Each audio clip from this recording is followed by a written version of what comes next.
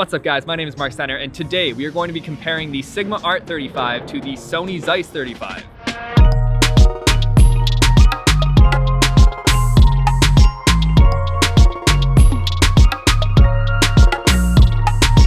Also, you guys remember Corbin, right?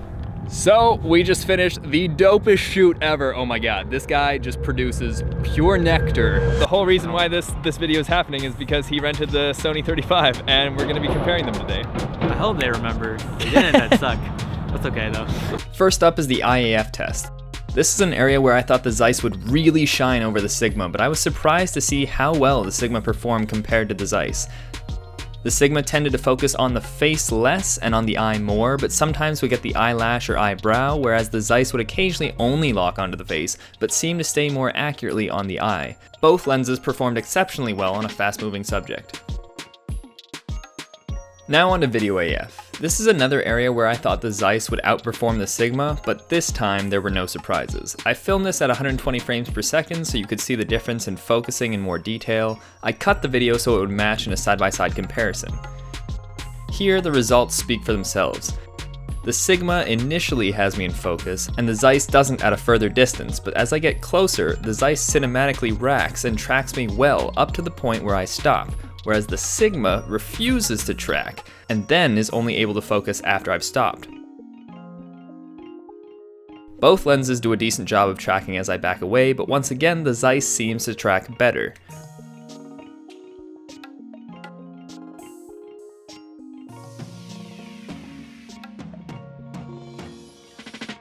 While running towards the camera, the Zeiss manages to lock on and track me about midway there, whereas the Sigma wasn't even able to get me in focus when I stopped running.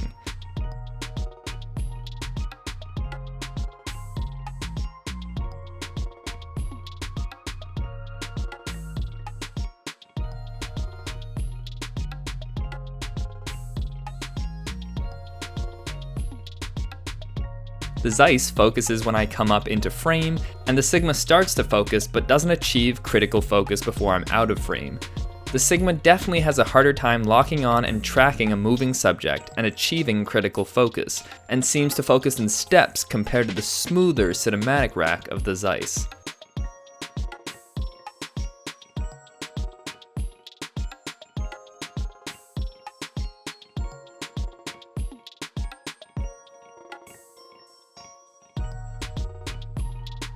On to the photo side of things. Both of these lenses perform very similarly. The Sigma tends to reproduce colors a little more warm and magenta with a nice punch of contrast, whereas the Sony reproduces color a little cooler and more green with a little flatter of an image.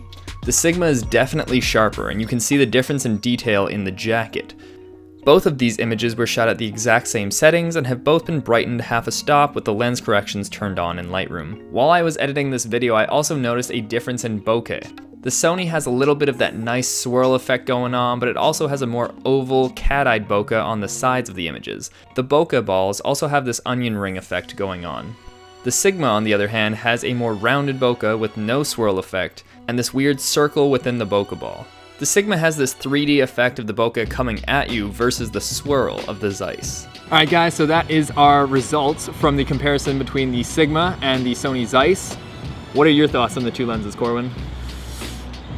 For photo, there was really, I don't see a difference at all. I mean, besides, I think the Sigma has punchier colors. I think the Zeiss is a little flatter when it comes to colors. I'd agree with that. But sharpness, I think the Sigma is like a wee bit sharper. But, I mean, like, that's like just minuscule. I don't see really a difference. I think the Sigma's decently sharper, and I was honestly surprised by the eye autofocus test. I thought that the Zeiss was going to blow this out of the water, and they were more or less on par, and I was super surprised by that. With the video autofocus, you could tell the Sony Zeiss is a little bit better, especially in more faster paced situations, which I was not surprised about at all. It is a Sony lens after all. But Sigma did keep up decently, although I would say that their focusing is not as cinematic. It's more snappy, but not necessarily a good transition. So it depends what you're going for. Also, if you're doing video, like more heavily video, and you're going to be relying on autofocus, I would say get the Sony. because you have this declicker, so you can have this very smooth aperture ring, very helpful. I will say though, if you're doing manual focus video, that the Sigma is actually better because the manual focus ring is actually real, it's not electronic, so it's more exact, whereas this is an electronic manual focus ring, so it's not as perfect and exact as the Sigma.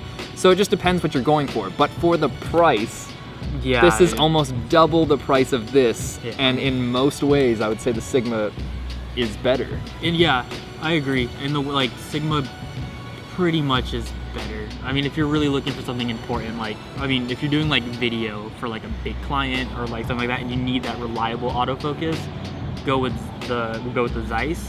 Everything else though, price, colors, sharpness, everything else, the Sigma wins. I will say the only thing that this has that this doesn't, aside from the clicker, is that this is weather sealed, whereas the Sigma isn't. So if you're also going to be doing stuff out in light rain, the Sony is the way to go. But if you're not taking your gear out in crazy weather, it doesn't really make that much of a difference. Yeah. So, all right guys, that's it from us. Let me know what you think in the comment section down below. Feel free to follow both of us on Instagram. He's a very talented photographer. He's also a very talented photographer. And we'll see you next time. Peace. Bye.